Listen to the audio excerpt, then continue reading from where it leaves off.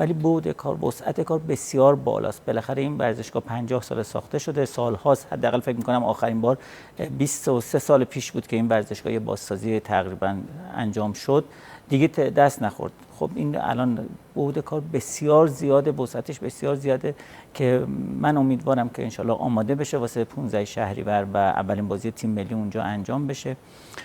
خب استقلال پرسپولیس هم داریم که هم تو شهریور هم مهر مسابقات باشگاه آسیا رو انجام میده. ما استقلال پرسپولیس بیشتر به خاطر این دعوت کردیم که ورزشگاه تختی کمک کنن. ورزشگاه تختی تقریبا 90% آماده است واسه برگزاری لیگ برتر. به این دو تا باشگاه، به این ورزشگاه کمک کنن، به خصوص تو بحث نصب گیت‌ها و کارهای بسیار جزئی که داره، برای خب هزینه براتون کمک کنن که این ورزشگاه واسه شروع لیگ برتر، افتتاحیه استقلال و پرسپولیس تا آخر فصل مسابقات لیگ برتر به جز مسابقات بزرگشون تو ورزشگاه تختی انجام